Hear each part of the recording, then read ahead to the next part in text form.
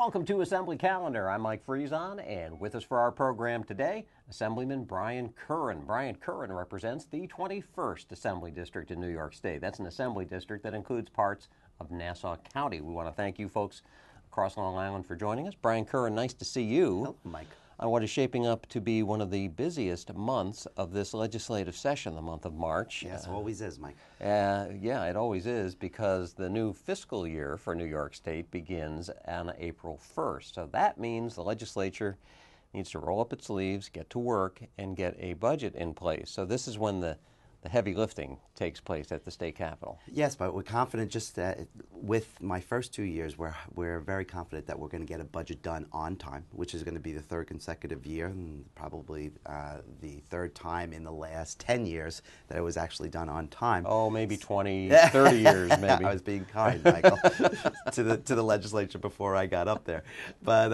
But you know what? It's looking promising. However, we in the minority still haven't gotten many of the details of the negotiations with the budget. So we're waiting for those. But what we do know about the governor's proposed budget, a lot of it we don't like. Well, let's talk a little bit about what you do know. Yes. And I'm going to guess the first thing you're going to want to concentrate on are some of the school aid numbers, because Absolutely. that's always been front and center for the people of Long Island. They want to know that their kids are going to get the education that's important to them. Absolutely.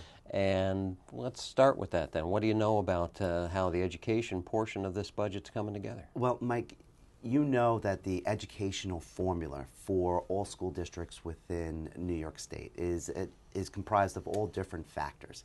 And it has been shown historically that this formula that is implemented is inherently biased against Nassau and Suffolk County school districts. And the reason why it's biased against my county, along with Suffolk County, is because it factors into the formula things that a high wealth district, which Nassau and Suffolk are considered, do not have, such as the federal free lunch program or low enrollment into those programs.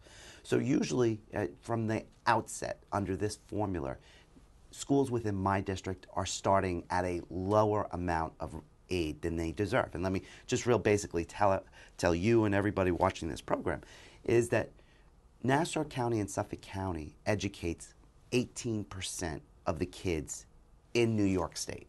However, every single year we consistently only get 12% of the total educational aid that is given out. Right there is a 6% decrease or a deficit in the amount of aid that we're supposed to be getting, but we do not get. And that is, again, what is present here this year. And it is a fight that we go through year after year after year to make sure that we fight to get our fair share in Nassau County. It almost just seems like a little bit of a disconnect between the reality of the situation as to what's actually going on and then how the monies get distributed. It seems like it would almost make sense to just keep things, regionally or by county or something, a different kind of form. I guess they've been talking about redoing the education formula in Albany for as many years as we can remember. Right, and unfortunately, Mike, that probably will never happen. The formula is going to stay the formula just because of the pure demographics of the state assembly as well as the governor, the executive branch right now. Right now, this state assembly is, the base of the state assembly is really concentrated in the big five, the New York City, Buffalo, Rochester, all of the big urban areas. Now, just to highlight the disparity between what different areas students are getting per student.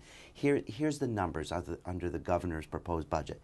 In New York City, a student gets $129 in aid per student. Statewide, the average is $119 per student. In Nassau and Suffolk County, Mike, the average student gets $66 in aid out of the governor's proposed budget. That is unacceptable, that we can actually be half of what a student in New York City is getting, and it shouldn't be accepted. And we in the Assembly are trying to force the governor to reevaluate this, and we have a petition online that I encourage everyone to go on and to sign, go onto my Facebook, go onto the petition, sign it so we can get it to the governor, so he knows that the residents and the parents of Nassau and Suffolk County are serious and they have had enough. There's oftentimes differences of opinion within certain legislative delegations, but this is one thing I know for a fact. The Long Island delegation Absolutely. stands together on very closely this idea of getting what's considered to be the fair share. Right. It's not a Democrat, it's not a Republican issue. It is a Nassau issue. And we've every year consistently fought together as one voice to get more money. And we have. But even in the years that we've been successful in getting more money, like last year, for our districts, we still have never obtained that fair share. And if we get that fair share, it would compensate for the loss of revenue that our school districts are currently having because of the implementation of the tax cap. And let me just tell you, this year particularly, there have been different ways under prior governors in which Nassau schools have not gotten their fair share. This year, Governor Cuomo has implemented a new technique, which is very troublesome, to be perfectly honest. As I have talked to you before, there is a formula that dictates what per student gets per county. Now, this year, what the governor has proposed, there is a certain line in that formula that is called high tax aid. And that is to give certain aid to certain counties that are high taxed. And listen, every single resident in my area knows that they are high taxed.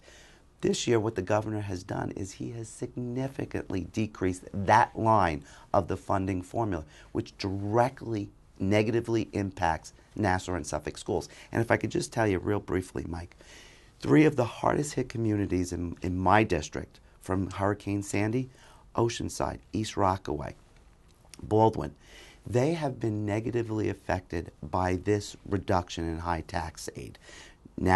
East Rockaway is slated to lose $250,000 in state aid this year. Not an increase. I know the governor's going around saying there's a 4% increase. East Rockaway stands to lose $250,000.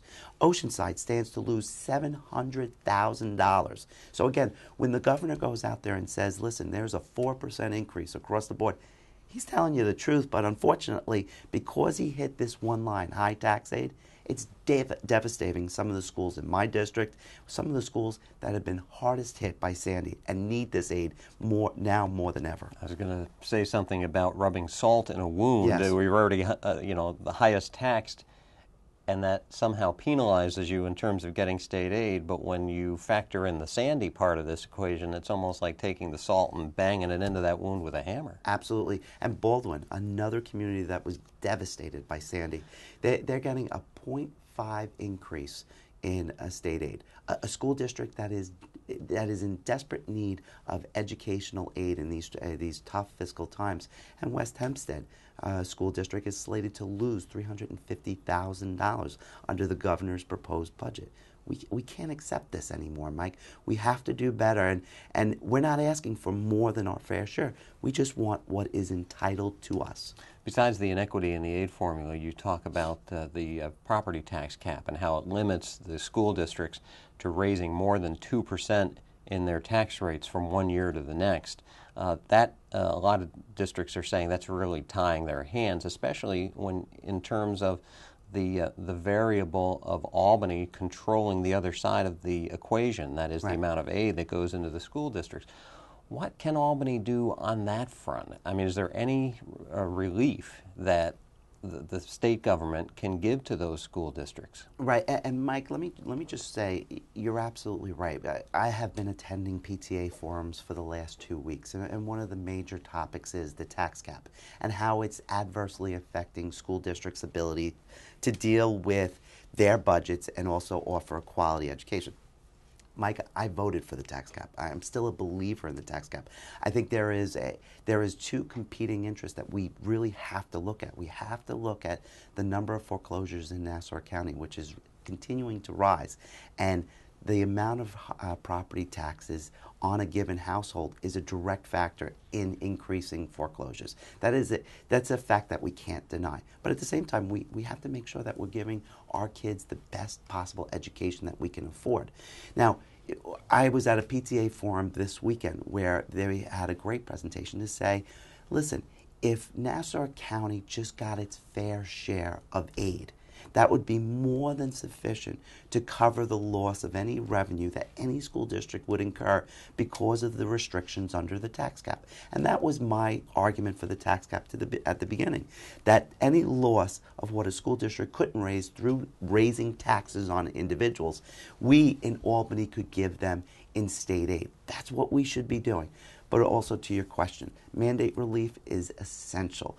In addition to getting our fair share, we also have to give them a little bit of relief from what we're telling them to do. We have to start giving them money in some of the things that we tell school districts and municipalities to do.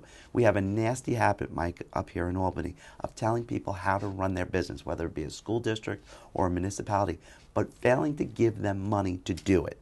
And we got to stop doing it. And it's kind of been one of those problems for as long as anyone here can remember, but there seems to be a concerted effort to really try to change that now because of the implementation of things like the property tax cap and so forth. There seems to be an understanding or an increased understanding that there are inequities and the way things have always been done kind of need to get changed. And before I opened up, and I may have been a little bit harsh or misspoken, saying that a lot of the budget was troublesome, and that was maybe unfair to the governor.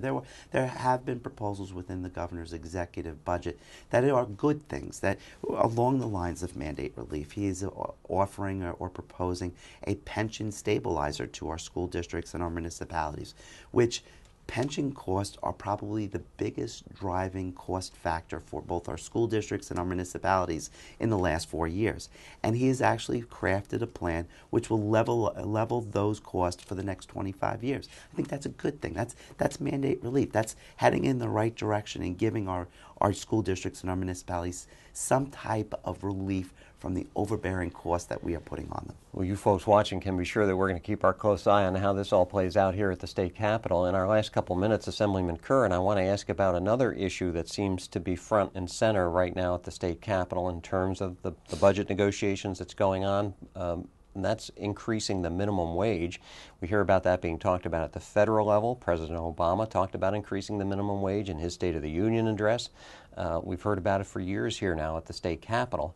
And in fact, the Assembly looks like it is poised to look at this very issue on the floor of the Assembly in just the next few hours as we tape this program. Right. You've got some concerns about increasing the minimum wage in New York. I do, Mike. Let me start off by saying there is not a legislator in either the state Assembly or the state Senate that doesn't want every worker to have as much money or make as much money as they possibly can.